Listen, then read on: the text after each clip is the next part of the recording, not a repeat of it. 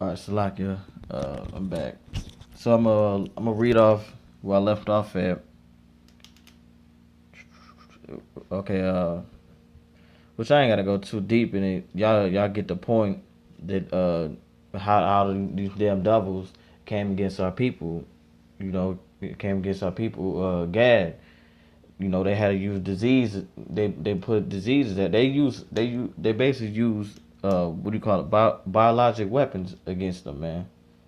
They use diseases as Salaka. They use diseases as biological weapons to take out our people, man.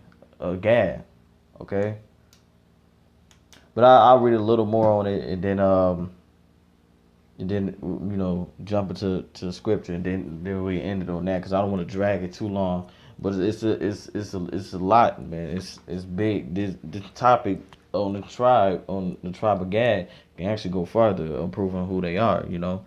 But we focus on a prophecy in Genesis 49, showing how they were overcome. Okay, and being over how they were overcome. This would be one of the ways, besides in war, how they overcame the Gadites. They had to use diseases against them, you know, to take a lot of them out.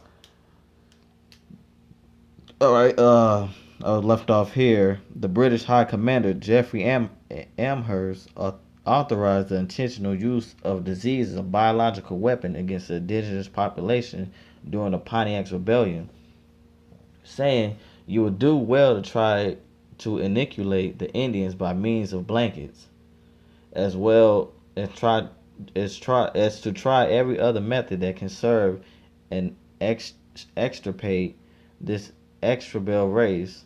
In instructing his subordinates, I need only add, I wish to hear of no prisoners should any of the villains be met with arms.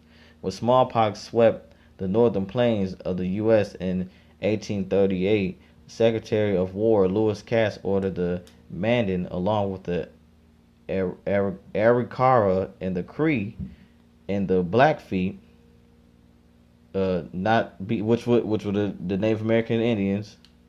These are tribes that they were part of. It says not be given smallpox vaccinations, which have been provided to other tribes in other areas. You see that? That show you how fucking evil in that these fucking Indians are. You come to they. I mean Salakia, not Indians. Salakia. Excuse me on that. Those so-called fucking white men. You see how fucking wicked they are to come over and take over another people's land and and come against them, take over their land and give them diseases and give them a vaccination for the disease. All right. So that was really it as far as the atrocities against the North American Indians. But I'm gonna read it. I'm gonna read that scripture again. Genesis 49:19 says, "Gad the truth shall overcome him," which we just went over, um, which was the U.S. So like the U.S. cavalry, led under Andrew Jackson, General Custer. All right, and it says, but he shall overcome at the last. And what that last talking about when Yahweh Shai comes back. All right, when he give God that spiritual power to be like the warriors that they were back in the ancient days. Okay, and to show you that Yahweh Shai is kicking that spirit up, because when you with this thing that just recently happened in the North Dakota pipeline, all right, that protest, the Gad that show you that Gad ain't taking Esau shit no more. But Gad they still gotta come back to Yahweh Yahweh Shai, man. They gotta get out those ways of worshiping those other gods that they worship, those idols. All right, but it's showing you that Yahweh Shai kicking that spirit up, because they ain't taking shit from Esau no more, And then the spiritual thing that happened when those herd of buffaloes came, it it came out of nowhere against Esau, had Esau scared, That's a spiritual thing, all right? Because I'm gonna jump to a quick scripture.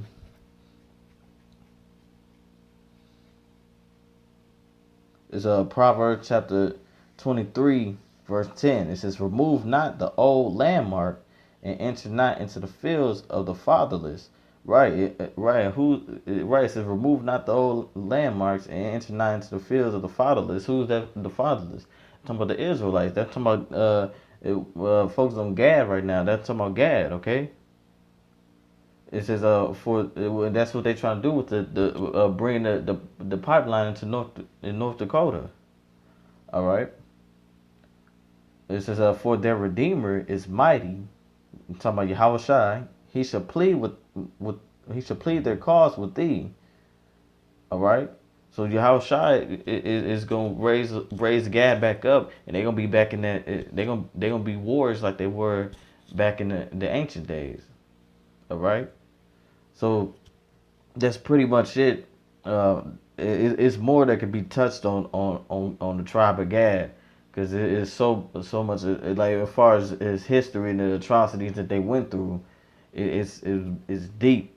You know, it's a lot. Like I said, it was a lot of wars taking place around the war 1812.